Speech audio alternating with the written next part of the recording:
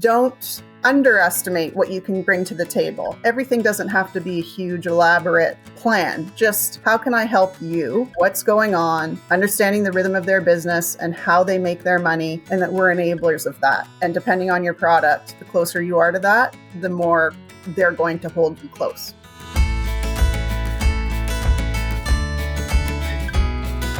Welcome back to the Thoughts on Selling podcast. Today, it is my absolute pleasure to have a good friend, Jane Scott, join me to talk about customer success. Jane and I worked together at Xerox for Xerox a few years ago on the key account team at Oracle. And we spent a lot of time in the Xerox corporate boardrooms helping them to be more successful with the Oracle technology and services. And from my perspective, Jane was the single most important person in the room. Sorry, Jamie, it was Jane. Thank you, Lee. Yeah, Jamie was the cat on the account. And between him and his Eminem kickoff music, we all had a good time. But it was Jane who was the brains behind the team. Jane, first question. Who is Jane Scott? Great question. I mean, first and most important to me, I'm a mom of two amazing kids that are young adults now, which seems like a miracle to me. Harry was 2 when I took over the Xerox account.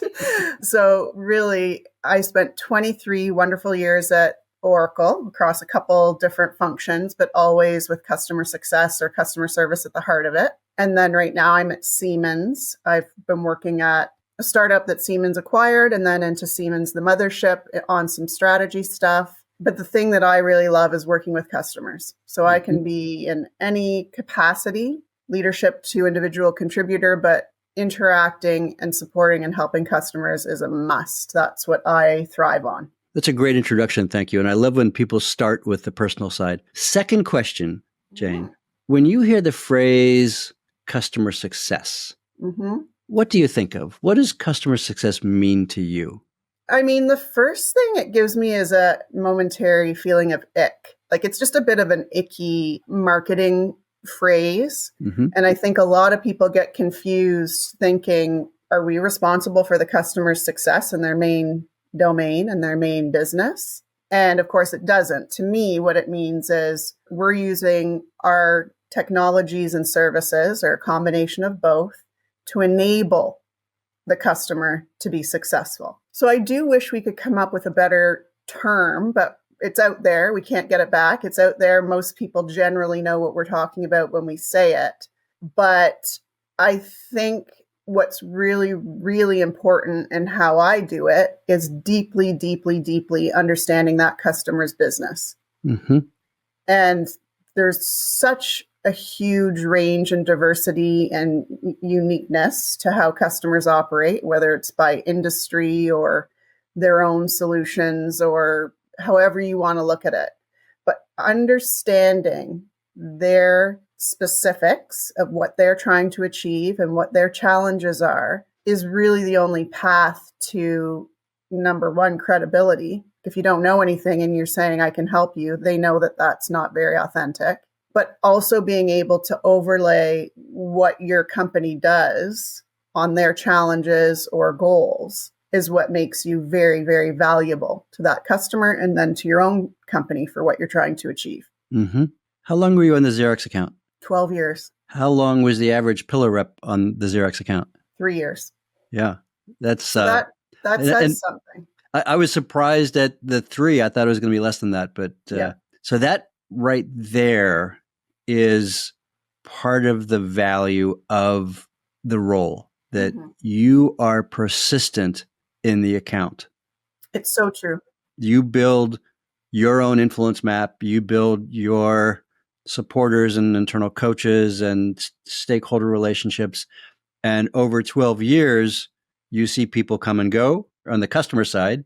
You see people go on the account team side. You see products come and go. You even see strategic business initiatives change over time. And yet you're the one, and sometimes the CAD, you're the one consistent character on the team. Right. At least at Oracle, it was very intentional. There was very little churn in our business and very little change to the account assignments, barring necessity or some other kind of disaster. Mm-hmm. So you're bringing that historical perspective, Mm-hmm. and the way it should be viewed, and the way the sales reps should view it is, I'm there to shorten your learning curve. You don't need to know, everything that happened. I can tell you what's happening now, and I can hopefully course correct if you want to go back and try something that's been tried before and not worked. Mm-hmm. I can sort of share who did what, why it didn't work. So that should be appreciated internally, but also the customers really appreciate that. They know that you're there for the long term. Right. And, what the CIO at Xerox used to say, even when we were in really difficult circumstances, there's no divorce here. This is a family. Mm-hmm. It might not be pleasant for a while. We've got some real tension and some real conflict, but there's no divorce. Right. And that is something that could be said specifically in the Oracle scenario, where they have everything from OEM components in our big Sun, or they have Sun OEM components in their huge printers that they're using for Shutterfly, to ERP, supply chain, HCM, demonstrator, like you name it. They've got just about everything in the Oracle toolkit. And it's all very sticky and intrinsic type solutions. Now, if you were a service provider for something more superficial, maybe he wouldn't take that perspective. But we're talking about, tens of millions of dollars in just support spend and a very broad footprint where we have to make this work between us. Jane, you said something interesting, that you're the historian of the team. And I don't know whether this was visible to you or not, but as the facilitator of that key account team, many times I would cancel or reschedule meetings if Jane Scott couldn't make it. Oh, that's right? Nice. Well, it was mandatory that you be there. And if you weren't available for an important meeting, we would reschedule it. It wasn't a matter of, well, we'll send you the notes, Jane, so you're up to speed. It's like, no, you were the source of much of the tribal knowledge. Yeah. And it was a lot. I mean, it was like, it took me a long time to get there.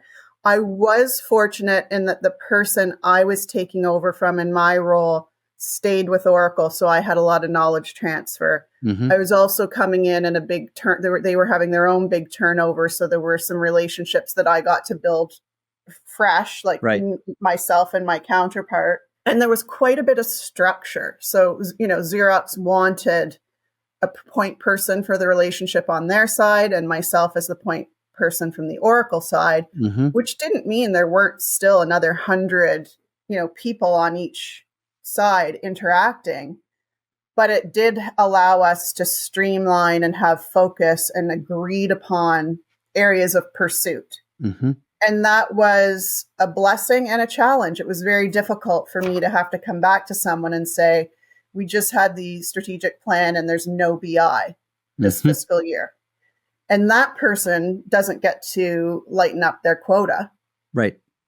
So then they have to go to their manager who can't believe what they're hearing. And depending on the personalities, it could be extremely contentious, or this is where Jamie was a great partner. Jamie could say, this is what they said. We were all there. We all heard it. I'm just communicating the message. I'm not the creator of the message.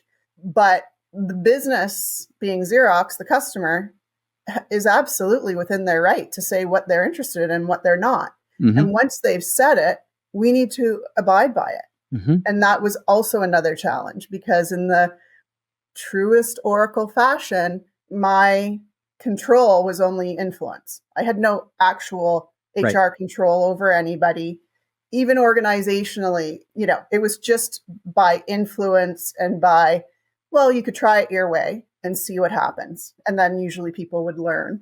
But it wasn't fun to have to do that. But at the same time, I really respected that we had asked for the customer's time to share their strategy with us. They had done so, and with full transparency. In their corporate boardrooms, no less. In their corporate boardroom with, to great expense. And same with us. We would have 30 or 40 people there, and usually an executive sponsor on site as well. And so to not adhere to that just seemed to me like the height of unprofessionalism and just really putting the relationship and credibility at risk because they just told us. So we have to organize around what they're interested in.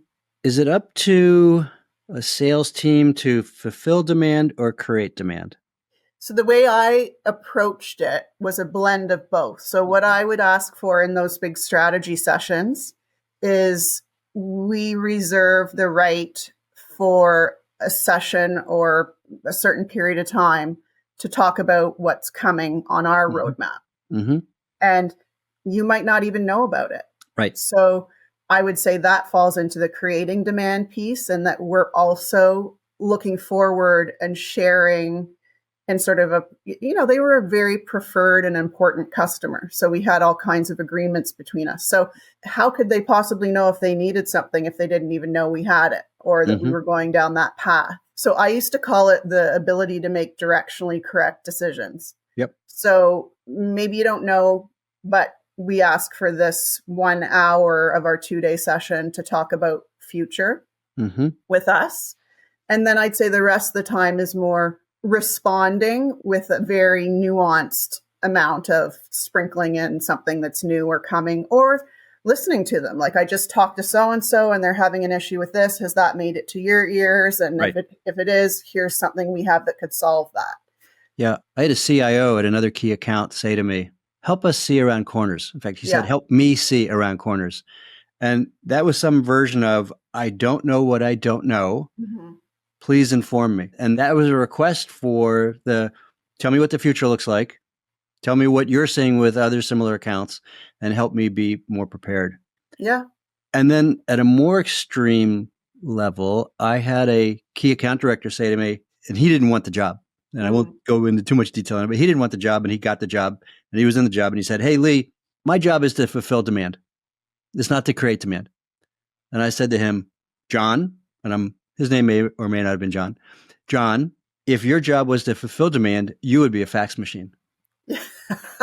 Your job is actually to create the art of the possible, to not just answer questions that the account had. And this other account was a little bit less complex than Xerox. But your job is also to help your customers see around corners so that they are prepared for the future. I remember asking the CIO at Xerox if he was prepared for the division between product and the BPO organization, and had he thought about his IT assets. And he said no, that's too far off. And I said, at some point in the next few months, your CFO is going to come to you and ask you that question. Would you like to start working on it now?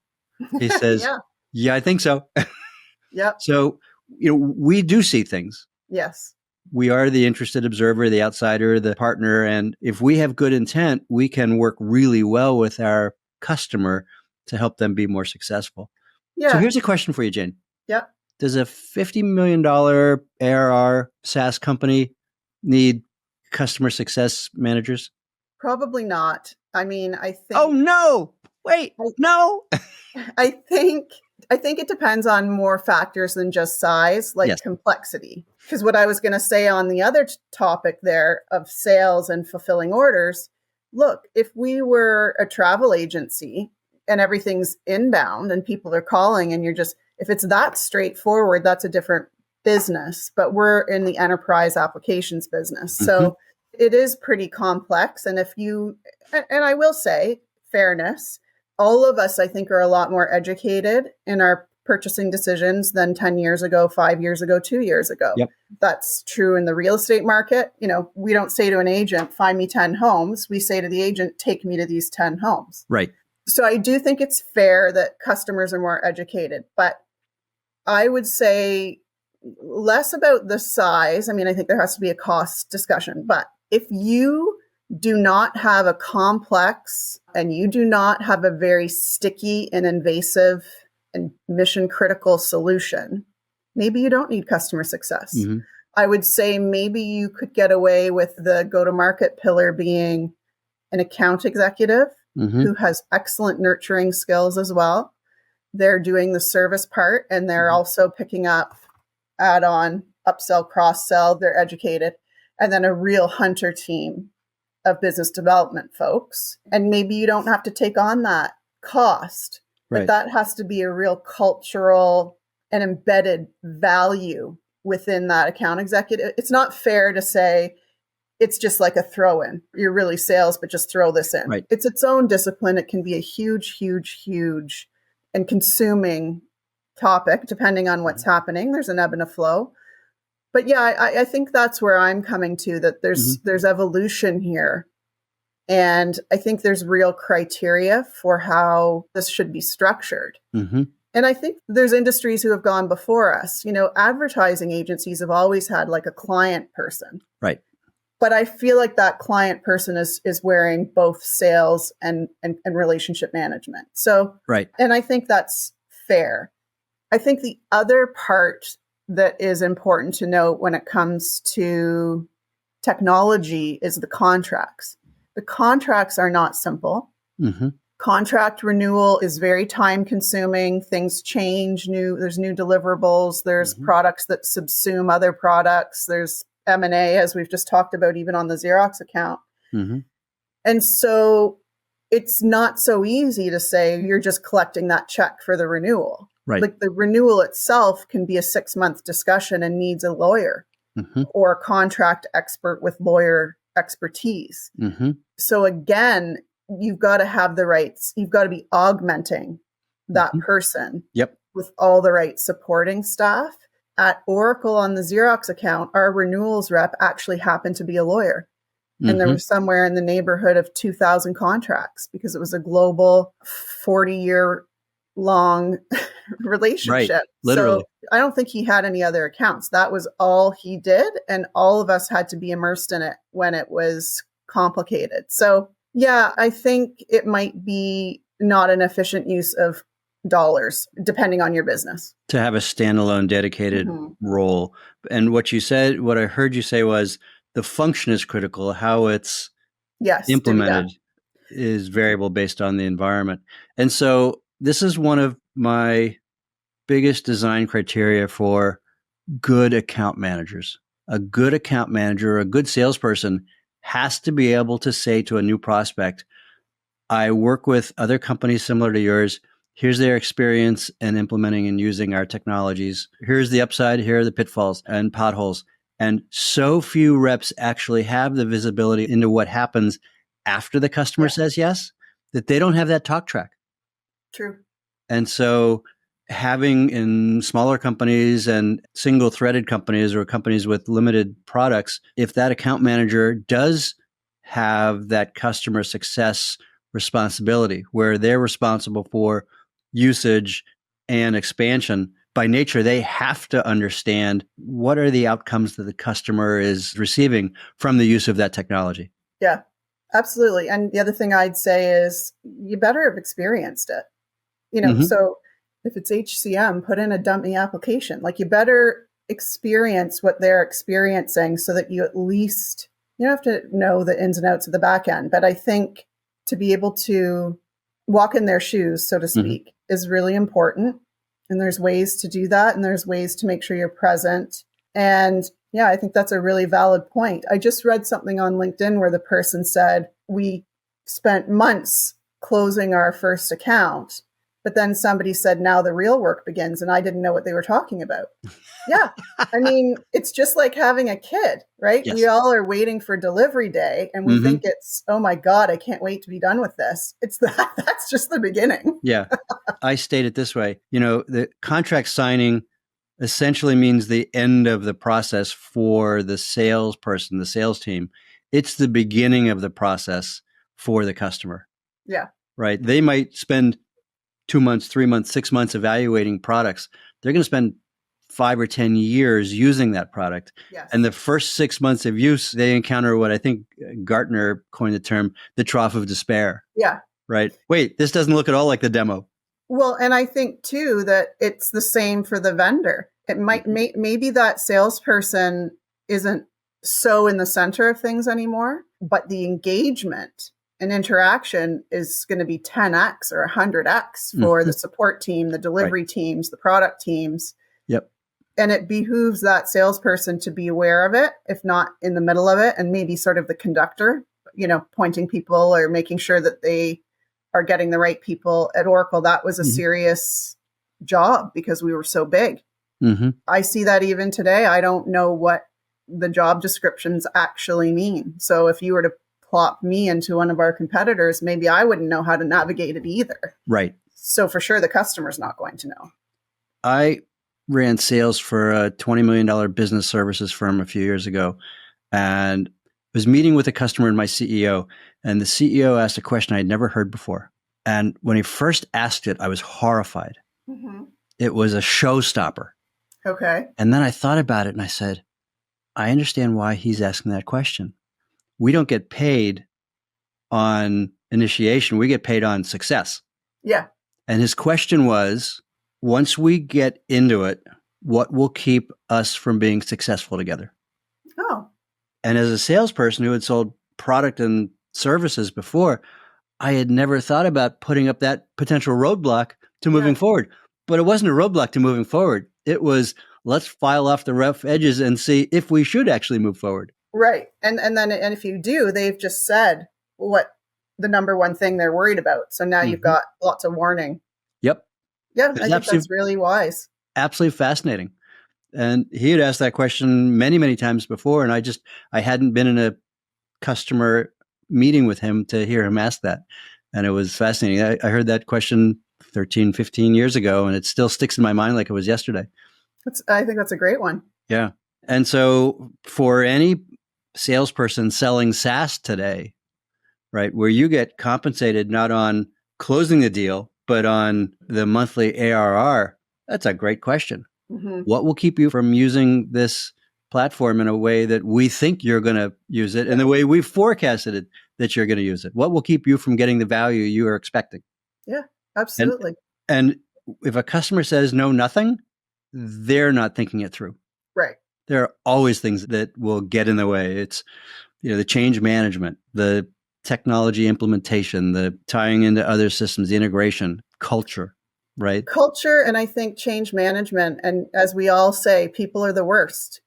So I don't think anybody's really investing enough in onboarding and customer enablement to the point that you're breaking down those walls and those resistances as a somewhat neutral person. I'm just here to help you. This is how you use it, and making people feel comfortable, because learning is tough. And once people have figured out their clicks, right, wrong, or, I'm sure I'm the same.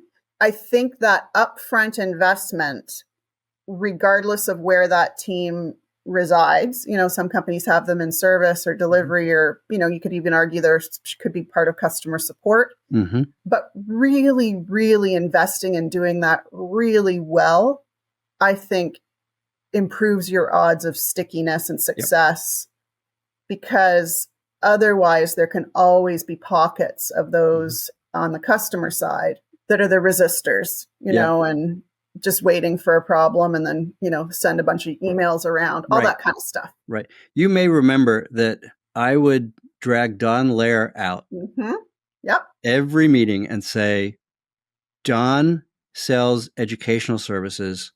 He needs to be in every one of your proposals. His services, the education credits need to be in every one of your services. It's not going to cost you a dime to do it, right? The differential of including him or not including him is going to mean nothing to your commission. Yeah. And the customer is going to be 50% happier as a result and 50% more successful. Don and I became quite good friends after I said that 10 or 20 or 100 times. Yes. Yeah.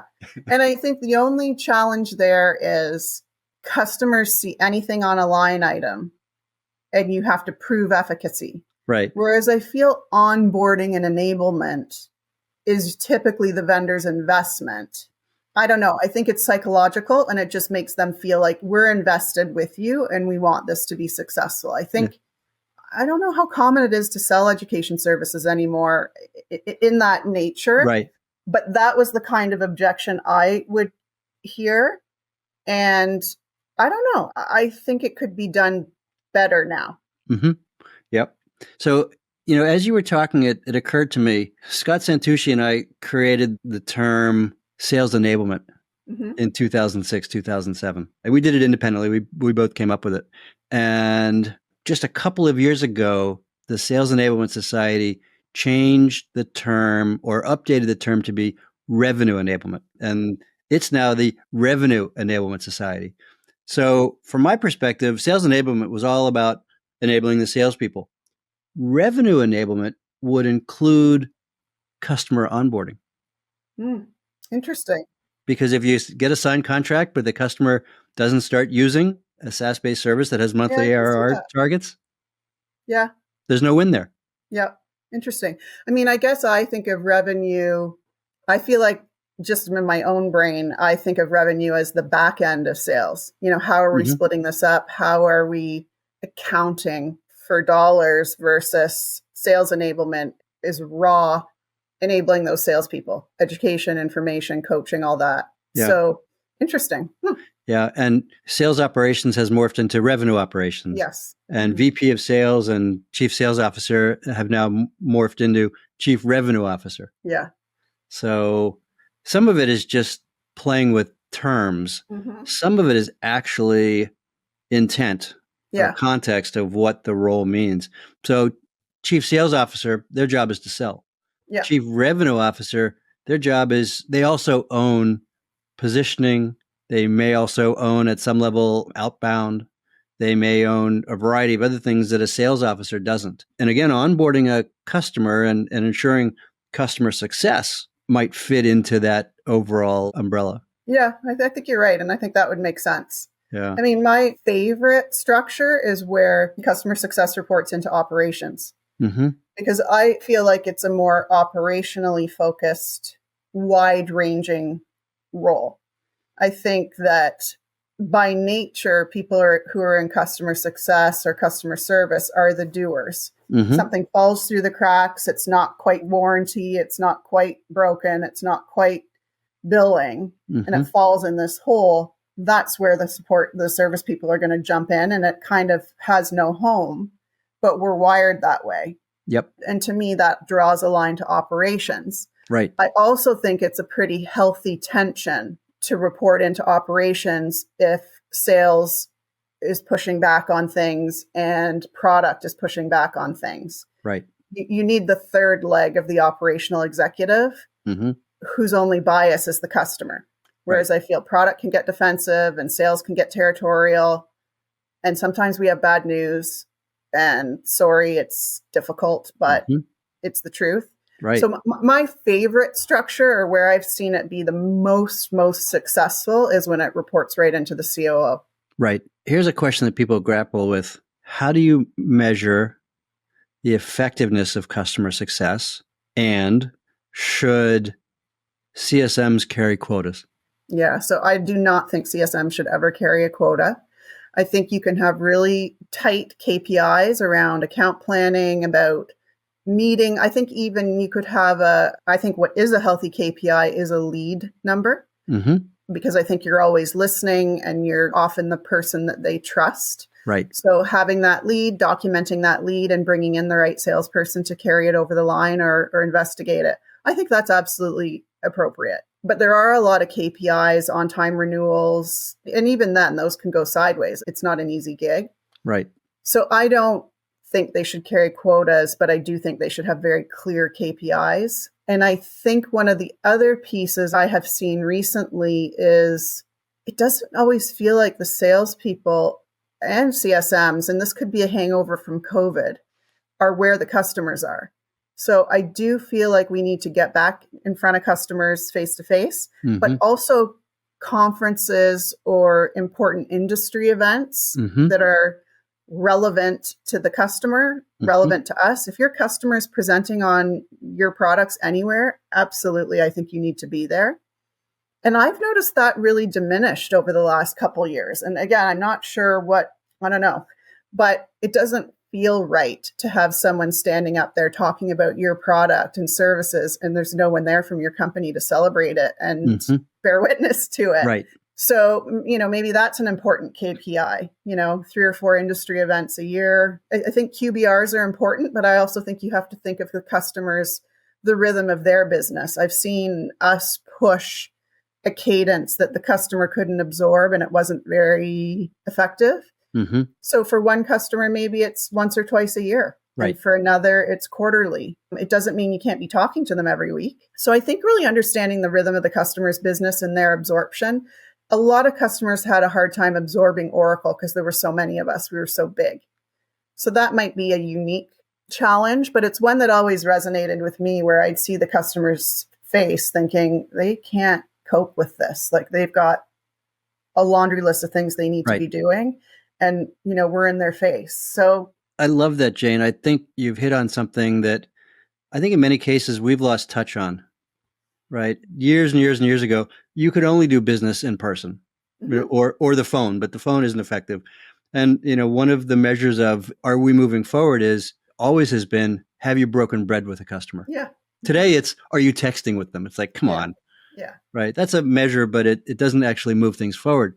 Breaking bread with someone moves things forward. I have a couple of coaching clients who report that they do go to their customers' conferences. They meet at pharmaceutical conferences, they meet at other conferences, and they do bump into some of the people that they want to see there. And these are reps who are up and comers, right? They're not the 50, 60-year-old gray hairs, right? They're the up and comers, and they're learning how to manage relationships properly because at its heart, enterprise selling or enterprise buying is about risk management.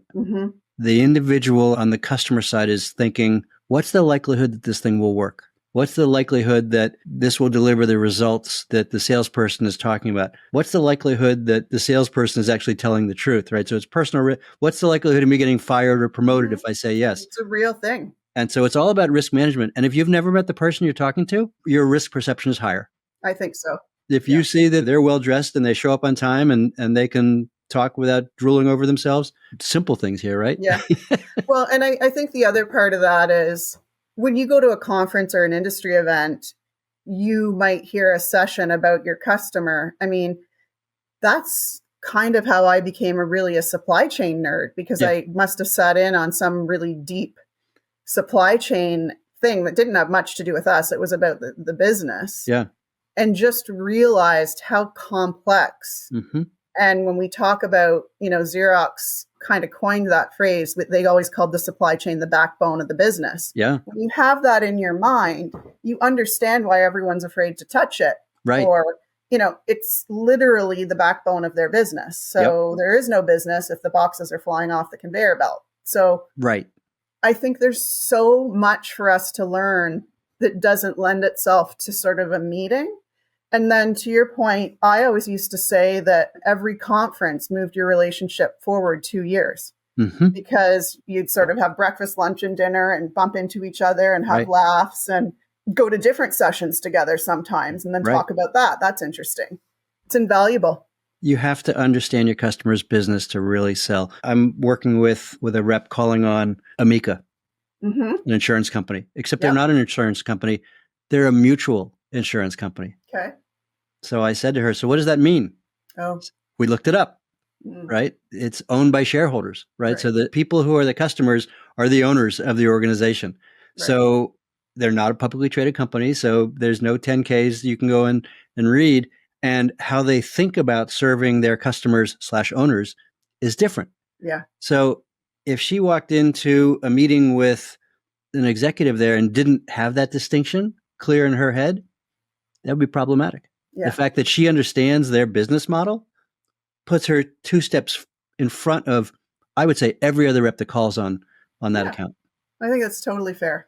Yep. Jane, this has been fabulous. I think we've covered a lot.